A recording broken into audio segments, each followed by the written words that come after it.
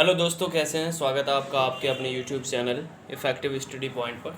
जैसा कि आपको पता है कि रेलवे रुकमनी का जो वॉल्यूम फर्स्ट मैथ्स के प्रीवियस ईयर में जो एनटीपीसी में क्वेश्चंस आपके आए हुए हैं वो सभी करवाए जा रहे हैं, जो 2016 में आए हुए क्वेश्चंस।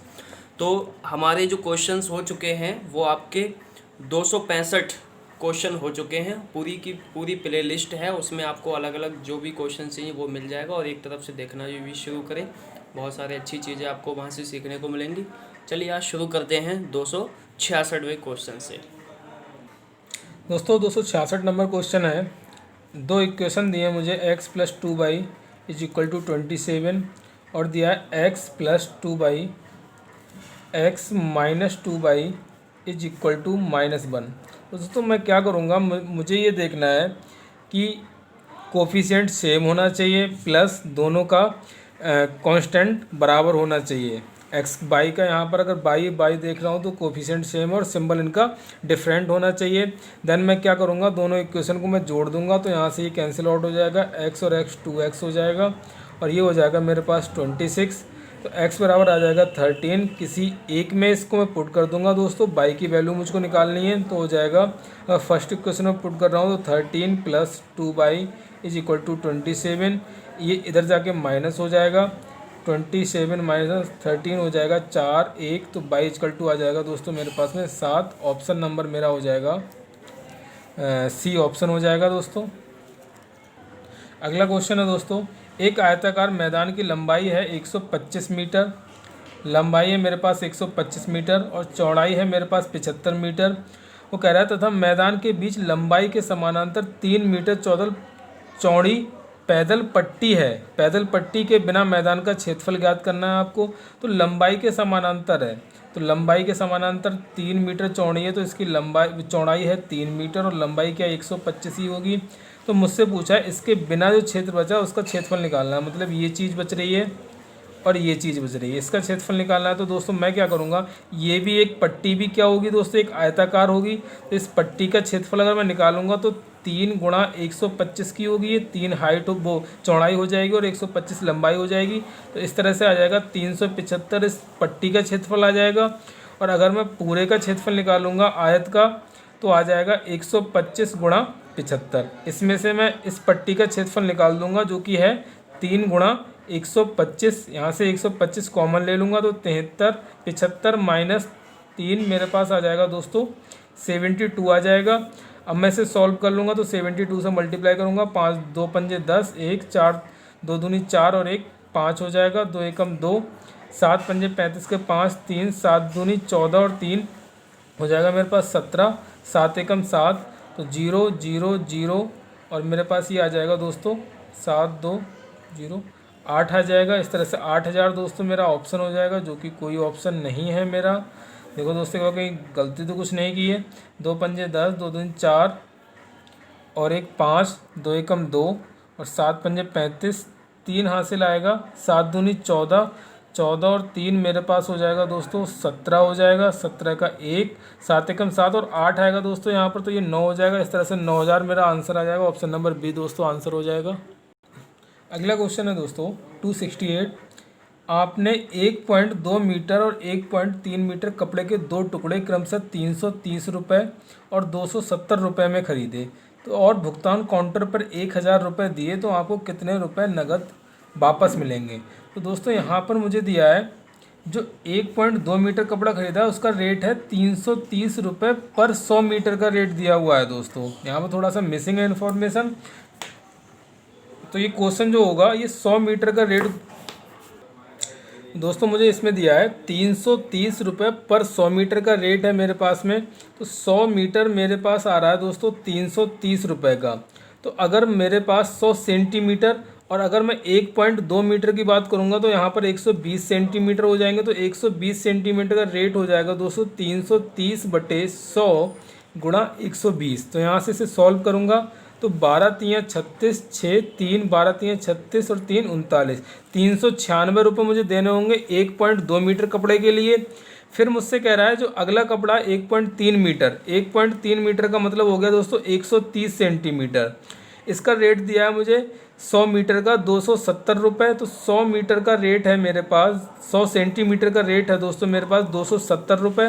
तो यहाँ से 130 सेंटीमीटर का रेट आ जाएगा 270 बटे 100 गुणा 130। तो इस तरह से मैं सॉल्व करूँगा। 13 सत्ते 91, 9 13 दूनी 26, 26 और 9 35 हो गया दोस्तों मेरे पास में।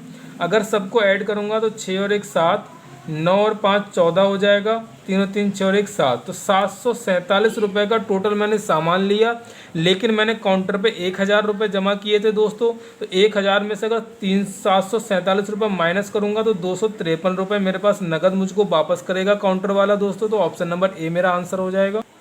अगला क्वेश्चन है दोस्तों, इसकी इन्फॉर्मेशन थोड़े मिसिंग है, तो इस वजह से इस क्वेश्चन को स्किप करेंगे, क्योंकि ये पाई चार्ट वगैरह का कुछ ना कुछ इन्फॉर्मेशन देनी चाहिए, क्योंकि हमको नहीं दी है तो हम इस तरह से इसको सॉल्व नहीं कर पाएंगे बिना ऑप्शन के, बिना इन्फॉर्मेशन के दोस्तों।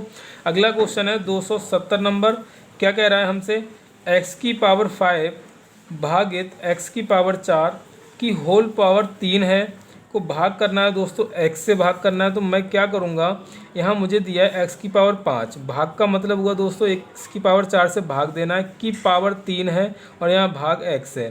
तो x की पावर 4 से अगर 5 में डिवाइड करूँगा तो x बचेगा ओनली, और x की पावर 3 भागित x, तो मेरे पास आ जाएगा x की पावर 3 अपॉन x, जो कि आ जाएगा x स्क्वायर। ऑप्शन नंबर दोस्तों मेरे पास हो जाएगा बी ऑप्शन। अगला क्वेश्चन है दोस्तों, एक वस्तु 12.5% के लाभ पर 4500 रुपये में बेची गई, उसकी लाभ राशि कितनी है। तो दोस्तों अगर 12.5% की अगर मैं फ्रैक्शन वैल्यू बनाऊं तो ये दोस्तों बनती है 1/8, जहां पर ये होता है दोस्तों CP, और प्रॉफिट कह रहा है तो ये हो जाएगा प्रॉफिट। तो मेरे पास SP क्या होता है, CP प्लस प्रॉफिट होता है, जो कि आ जाएगा मेरे पास 8 और 1 9 यूनिट आ जाएगा। 9 यूनिट की वैल्यू दी है दोस्तों मुझको 4500 रुपये, तो 1 यूनिट की वैल्यू हो जाएगी 500 रुपये। मुझसे पूछा है प्रॉफिट कितना होगा, तो प्रॉफिट का 1 यूनिट है, तो 1 यूनिट की वैल्यू आई है 500 रुपये। तो इस तरह से मेरा आंसर हो जाएगा दोस्तों, ऑप्शन नंबर सी मेरा आंसर हो जाएगा। अगला क्वेश्चन है दोस्तों, एक दुकानदार ने 15 किलो चीनी और 20 किलो गेहूँ, 15 किलो है मेरे पास चीनी और 20 किलो है मेरे पास गेहूँ,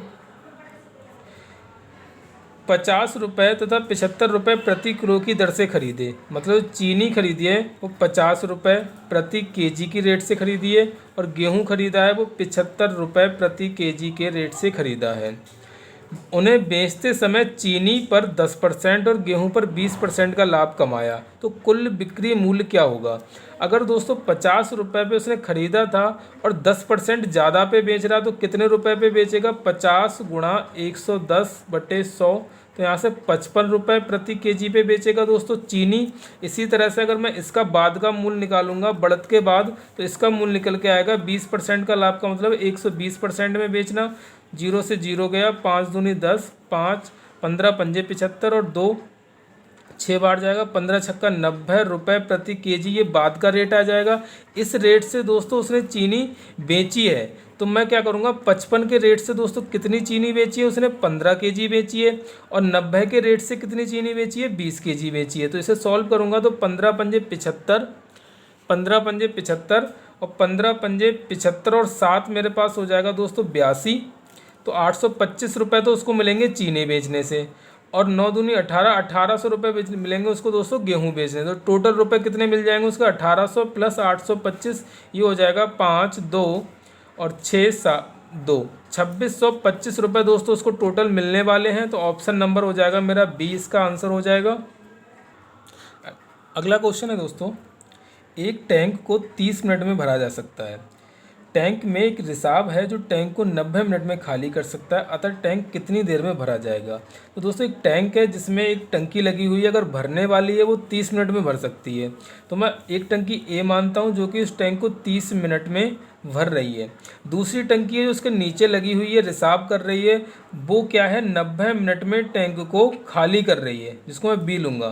तो दोस्तों खाली करने वाली होती है उसको माइनस हम लेते हैं। अगर टोटल वर्क हमको निकालना है तो इसका एलसीएम लेंगे जो कि 90 आएगा। अगर इसकी क्षमता निकालेंगे तो इसकी क्षमता आ जाएगी दोस्तों 3 और इसकी क्षमता आ जाएगी -1। मतलब ए जो है वो 1 मिनट में 3 लीटर पानी भरेगा और ये 1 लीटर खाली करेगा। तो मुझे क्या करना है, टैंक कितनी देर में भरा जाएगा, 90 भरना है, और अगर दोनों को खोलूँगा, ऊपर से मैं भरने वाली खोलूँगा और नीचे रिसाव वाली मतलब खुली रहेगी, तो किस तरह से 1 मिनट में कितना पानी भरा जाएगा। ये 3 भर रही थी, 1 खाली हो रही, तो फाइनल पानी 1 मिनट में कितना भरा जाएगा, 2 यूनिट।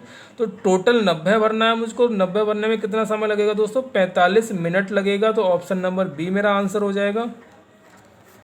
अगला क्वेश्चन है दोस्तों, यदि x = 4 है, मुझसे पूछा है x cube minus x square minus x की वैल्यू पूछिए। तो x क्यूब दोस्तों मेरे पास हो जाएगा 4 का क्यूब मतलब 4 चौक 16 चौका 64, और यहाँ हो जाएगा 4 चौक 16 चौका 64 माइनस इसको 4 का स्क्वायर करूँगा 16 आएगा, और माइनस 4 तो हो जाएगा 64 माइनस 20 इंटू 64 हो जाएगा दोस्तों।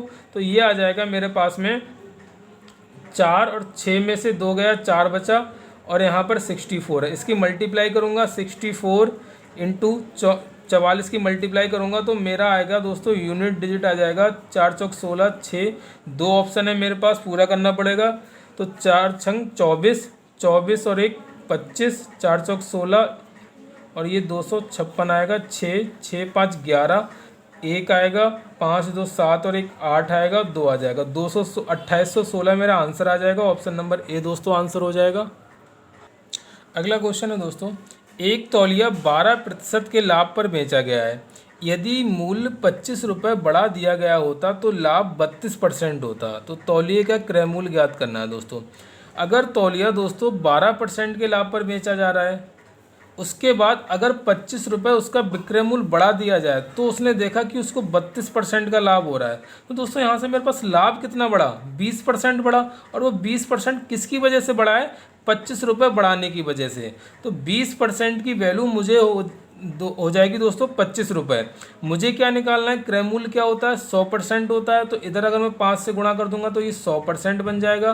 तो इधर 5 से गुणा इधर भी करनी पड़ेगी, तो ये आ जाएगा दोस्तों 125। इस तरह से मेरा आंसर हो जाएगा ऑप्शन नंबर डी। दोस्तों अगला मुझे पाई चार्ट दिया है, उसमें मुझे क्रिकेट, हॉकी, कबड्डी और फुटबॉल खेलने वाले खिलाड़ियों का प्रतिशत दिया है। तो एक बार मैं चेक करूँगा क्या इनका सबका योग 100% है। तो 17 और 33 50, 28 और 22 50 100% है। अब मैं क्या करूँगा दोस्तों, मुझसे पूछा गया है पहला क्वेश्चन, फुटबॉल की तुलना में कबड्डी पसंद करने वाले छात्रों का अनुपात क्या है। तो फुटबॉल कितना कर रहे हैं दोस्तों, 28 कर रहे हैं, और कबड्डी कितना कर रहे हैं, 22 कर रहे हैं। तो ये अनुपात हो जाएगा 14 दूनी 28, 11 दूनी 22। ऑप्शन नंबर हो जाएगा मेरा दोस्तों ए ऑप्शन हो जाएगा। अगला क्वेश्चन है 277 नंबर, क्या कह रहा है मुझसे, क्रिकेट से संबंधित सेक्टर कोण क्या होगा। तो सेक्टर कोण के लिए पहले ही मैं बता चुका हूँ। यहाँ पर मेरे पास क्या है दोस्तों, जो 360 है, 100% की वैल्यू है मेरे पास दोस्तों 360 डिग्री। मुझे वैल्यू निकालनी है किसकी, क्रिकेट से संबंधित निकालना है, 17% की वैल्यू निकालनी है। तो यहाँ से 1% की वैल्यू हो जाएगी 360/100, मुझे निकालनी है 17% की, तो वैल्यू हो जाएगी 360/100 इंटू 17%। तो 0 से 0 कैंसिल आउट हो जाएगा, 17 छक्का हो जाएगा दोस्तों 102, 10 हासिल बचा, 17 तियाँ 51 और 1 61/10 है। तो ये आ जाएगा 61.2 डिग्री मेरा आंसर हो जाएगा। ऑप्शन नंबर डी मेरा दोस्तों आंसर हो जाएगा। अगला क्वेश्चन है, अगर कुल छात्र 700 छात्र हैं तो हॉकी को पसंद करने वाले और फुटबॉल को पसंद करने वालों के बीच अंतर क्या है। तो दोस्तों आप सीधे पहले परसेंटेज में अंतर निकाल लो, फिर 700 का उतना ही परसेंटेज निकाल लो, सीधे आंसर आ जाएगा। बाकी ये मत करो कि पहले हॉकी खेलने वाले निकालो, फिर फुटबॉल खेलने वाले निकालो, फिर उनको माइनस करो। तो हॉकी मेरे पास है कितना दोस्तों, 33% है, और फुटबॉल अगर देखता हूँ तो 28% है। तो 33 और 28 का डिफरेंस कितना आ जाएगा, 5%। तो क्या 700 का 5% मैं निकाल लूँगा तो दोस्तों मेरे पास आ जाएगा 35। तो 35 ही क्या होंगे, हॉकी और फुटबॉल को पसंद करने वालों के बीच का अंतर। ऑप्शन नंबर ए मेरा आंसर हो जाएगा दोस्तों। अगला क्वेश्चन है, एक 150 मीटर लंबी रेलगाड़ी 54 किलोमीटर प्रति घंटे की रफ्तार से चल रही है। रेलगाड़ी द्वारा एक खंभे को पार करने में लगने वाला समय ज्ञात करें। तो दोस्तों अगर कोई रेलगाड़ी किसी खंभे को या किसी ऐसी चीज़ को पार करती है जिसकी लंबाई नगण्य होती है, या किसी व्यक्ति को पार करती है, तो वो अपनी लंबाई के बराबर ही दूरी तय करती है। तो यहाँ से मेरे पास दूरी वो कितनी तय करेगी, 150 मीटर तय करेगी। चाल है उसकी 54 किलोमीटर प्रति घंटा। मुझसे पूछा है समय, तो समय बराबर होता है दोस्तों दूरी बटे चाल होता है, जो कि अगर मैं इस चाल को चेंज करूँगा किलोमीटर प्रति घंटा में, मुझे आंसर सेकंड में लेके आना है। तो मीटर प्रति सेकंड में चेंज करने के लिए दोस्तों 5/18 से गुणा करते हैं, तो मेरे पास ये आंसर सेकंड में आएगा। 18 तियाँ 54 होते हैं, उसके बाद में 5 तियाँ 15, पूरा 10 सेकंड मेरे पास दोस्तों क्या आ जाएगा, आंसर आ जाएगा। ऑप्शन नंबर बी मेरा आंसर हो जाएगा। अगला क्वेश्चन है दोस्तों, 3 वर्ष पहले जॉन की आयु 12 वर्ष थी। जॉन की आयु थी 12 वर्ष और शंकर की आयु थी 15 वर्ष 3 वर्ष पहले। ये शंकर है। मुझसे पूछा है आज से 5 वर्ष बाद इनकी आयु का औसत क्या होगा। अगर मैं ये 3 साल पहले की आयु दी हुई है, अगर 3 साल पहले का अगर मैं औसत निकालता हूँ तो दोस्तों ये आ जाएगा मेरे पास में 13.5 आ जाएगा। ये 3 साल पहले का औसत आएगा। तो दोस्तों अगर मैं आयु बढ़ाता हूँ, अगर वर्ष में जाता हूँ तो औसत पे कोई भी इफेक्ट नहीं पड़ेगा। तो यहाँ से 3 वर्ष पहले का औसत है मेरे पास ये, मुझे 5 वर्ष बाद का जाना है। तो 3 वर्ष पहले से पहले 3 वर्ष पे आऊँगा तो वर्तमान में आऊँगा, और 5 वर्ष बाद का मतलब टोटल 8 वर्ष बाद का पूछ रहा है। तो यहाँ इसमें 8 ऐड कर दूंगा तो कितना आ जाएगा 21.5%, मेरा 21.5 औसत आ जाएगा। कब का, 8 वर्ष बाद का। ऑप्शन नंबर ए मेरा आंसर हो जाएगा इस तरह से। अगला क्वेश्चन है 1 + tan स्क्वायर 2 थीटा की वैल्यू क्या होगी। तो दोस्तों मैं आपको बता दूं एक सर्वसम का होती है sec square theta equal to होता है 1 + tan स्क्वायर थीटा। तो यहाँ पर एंगल थीटा होता है तो यहाँ भी एंगल थीटा होता है। बाकी अगर यहाँ पर एंगल मैं कुछ भी लगा दूँ तो यहाँ पर भी मुझको वही एंगल लगाना पड़ेगा। तो इस तरह से 1 + tan square 2 theta equal to हो जाएगा sec स्क्वायर 2 थीटा, जो कि ऑप्शन नंबर हो जाएगा मेरा बी। इस तरह से आप इस सवाल को सॉल्व करेंगे। अगला क्वेश्चन है दोस्तों, संख्याओं के निम्नलिखित सेट का माध्य ज्ञात कीजिए। तो माध्य क्या होता है, सबको ऐड करना है, फिर जितने नंबर है उससे भाग करना है हमको, मतलब औसत निकालना है। तो मैं सबको ऐड करूँगा, 8 और 5 13, 13 और 3 16, 16 और 2 हो जाएगा 19, 8 और 5 13, 13 3 16, 16 2 हो जाएगा 18, 18 9 27, 27 और 1 28 हो जाएगा, 28 और 5 33 हो जाएगा, 33 और 4 37 हो जाएगा, 37 और 7 मेरे पास हो जाएगा 44, 44 और 46 और 5 51, 51 हो जाएगा। टोटल इनका सम हो जाएगा। कितने नंबर हैं, 1 2 3 4 5 6 7 8 9 10 11 12, 12 से भाग कर दूंगा दोस्तों। जीरो भी आपको मतलब नंबर में गिनना है क्योंकि इसका भी नंबर गिना जाएगा। 12 से आप डिवाइड करेंगे तो 12 चौक 48, 3 बचा, पॉइंट लगा लिए 30 हो गया, 12 दूनी 24, 4.2 से स्टार्ट होगा। ऑप्शन नंबर बी मेरा आंसर हो जाएगा दोस्तों। अगला क्वेश्चन है 283 नंबर क्वेश्चन है। उसमें दिया है मुझे 252 और 294 और दिया है 300, यहाँ पर एक हैज बना हुआ है 8, इसको दिया है, इसका मासा है मेरे पास 42। तो मुझसे पूछा है इस हैज की जगह पे क्या आएगा दोस्तों। तो मासा मैं आपको बता चुका हूँ, कोई मतलब वह बड़ी से बड़ी संख्या होती है जिससे दी गई संख्याओं में पूर्णतः भाग जाना चाहिए। तो ऐसी संख्या मुझे यहाँ लेनी है, ऐसी संख्या बनानी है कि जो 42 से पूर्णतः कट जाए। तो मैं यहाँ पर लूँगा, मेरे पास 4 ही ऑप्शन है, 4 संख्या बन सकती हैं। अगर मैं 2 लेता हूँ तो ये बनेगी संख्या मेरे पास, अगर मैं 4 लेता हूँ तो ये संख्या बनेगी, अगर 7 लेता हूँ तो ये संख्या बनेगी, और अगर 8 लेता हूँ तो ये संख्या बनेगी। अब 42 में दोस्तों मेरे पास 42 क्या होता है, 6 और 7 का मल्टीपल होता है। जो संख्या 7 से कटेगी, अगर 42 से जो संख्या कटेगी वो 7 से भी कटनी चाहिए। तो अगर मैं 7 से चेक करूँगा तो 7 चौक 28 हुआ और 4 बचा, जी 7 से कैंसिल आउट नहीं हो रही है। अगर इसको मैं 7 से चेक करूँगा दोस्तों तो 7 चौक 28, 6 बच गया, ये भी कैंसिल आउट नहीं हो रही है। इसको अगर 7 से चेक करूँगा 7 पंजे 35, 2 बच गया, 7 चौक 28, ये कैंसिल आउट हो रही है। एक बार इसे चेक करूँगा 7 पंजे 35, 3 बच गया, तो ये कैंसिल आउट नहीं हो रही। तो इस तरह से मेरा आंसर आ जाएगा 378। तो हैज की जगह पे क्या आ जाएगा दोस्तों, मेरे पास में 7 आ जाएगा। 7 मुझे पुट करना पड़ेगा तब ये कंप्लीट डिवाइड होगी 42 से। तो ऑप्शन नंबर सी मेरा आंसर हो जाएगा दोस्तों।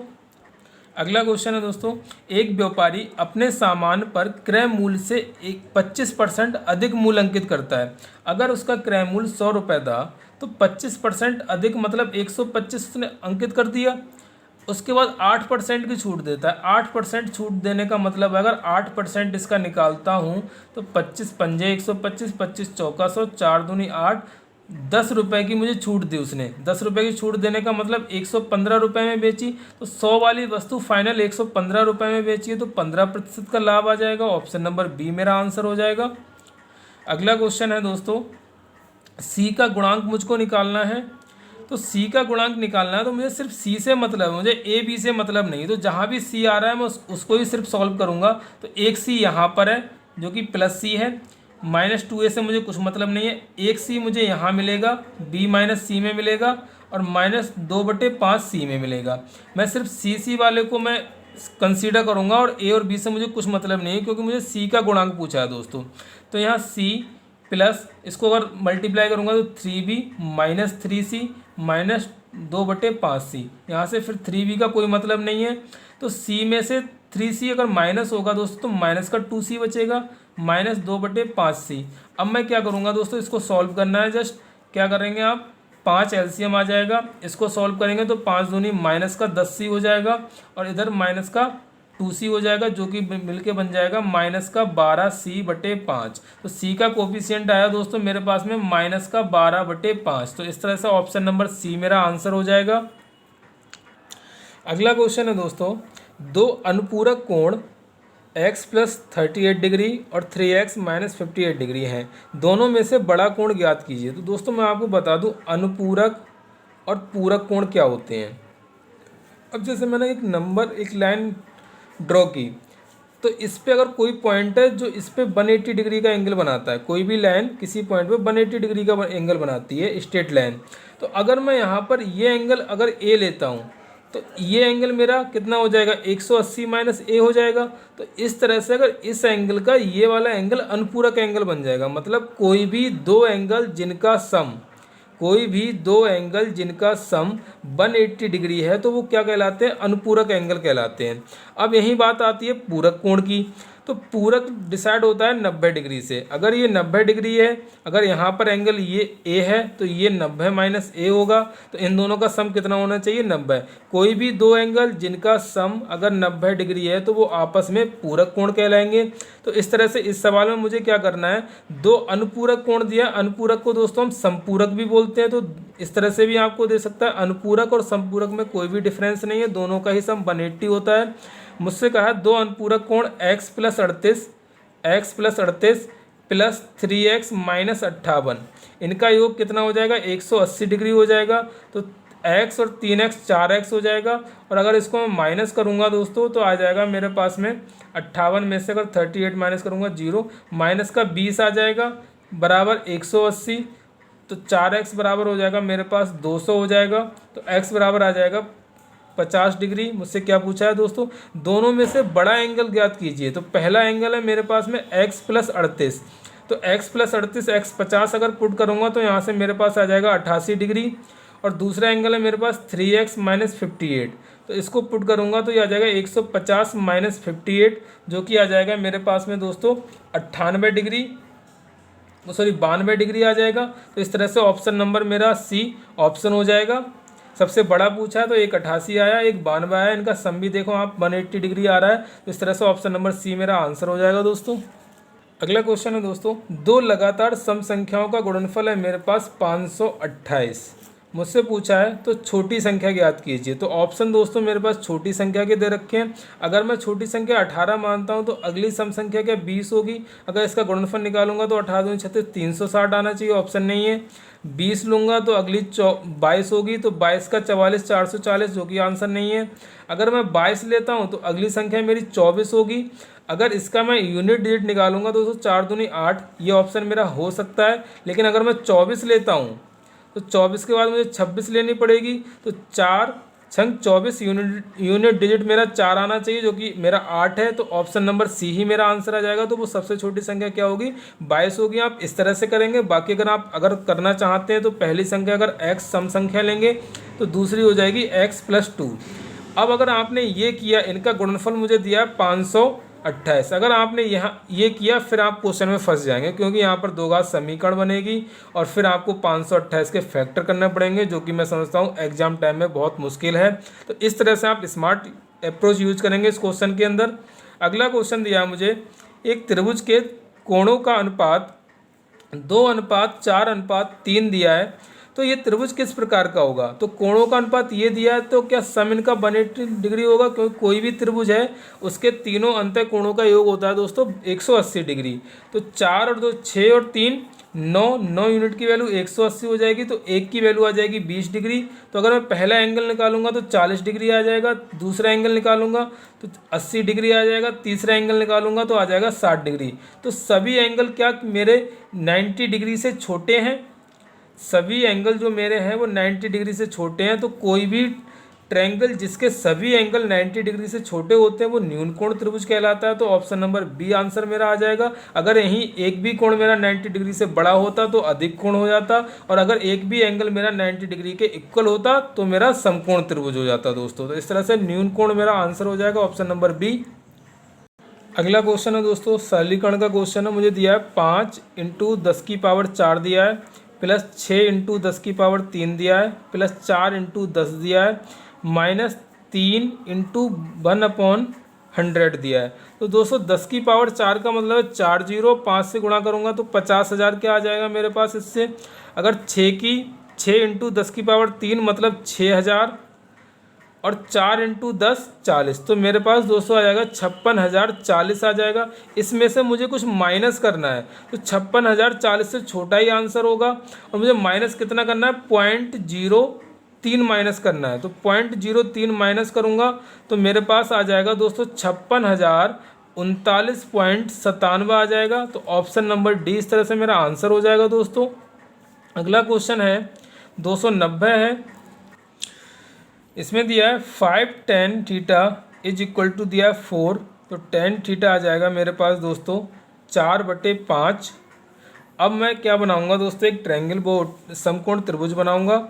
tan θ बराबर होता है मेरे पास, या मुझे ज़रूरत नहीं पड़ेगी तो दोस्तों ये करते हैं, इसमें रहने दीजिए, ट्रायंगल नहीं बनाएंगे, हम ऐसे ही सॉल्व करेंगे इसको। 3 sin θ - 2 cos θ upon 2 sin θ plus 3 cos θ की वैल्यू हमको फाइंड आउट करनी है। ये भाग है यहाँ पर तो अपॉन हो जाएगा। मैं क्या करूँगा? cos θ कॉमन ले लूँगा ऊपर और नीचे से, तो cos θ अगर कॉमन लूँगा दोस्तों तो ये हो जाएगा 3 tan θ - 2, और नीचे अगर cos θ कॉमन लूँगा तो ये हो जाएगा sin 2 tan θ प्लस 3। तो cos से cos कैंसिल आउट हो जाएगा, तो आ जाएगा मेरे पास 3 tan θ - 2 अपॉन 2 tan θ प्लस 3। तो इस तरह से मैंने पूरे क्वेश्चन को tan में कन्वर्ट कर लिया। अब मैं इसको सॉल्व कर लूँगा, tan की वैल्यू पुट करूँगा। 3 × 4/5 माइनस 2 × 4/5 प्लस 3, तो ये आ जाएगा 4 × 12 माइनस 10/5 आ जाएगा, और नीचे आ जाएगा 8, 5 × 15 और 8 23/5 आ जाएगा। 5 से 5 कैंसिल आउट हो जाएगा, ऊपर 12 में से 10 गया तो 2 बचा, और इधर 23 बचा, 2/23 दोस्तों मेरा आंसर हो जाएगा। ऑप्शन नंबर बी मेरा आंसर हो जाएगा। इस तरह से इस क्वेश्चन को दोस्तों सॉल्व करेंगे। ठीक है दोस्तों, मिलते हैं अगले सेट में। पढ़ते रहिए, स्वस्थ रहिए अच्छे से।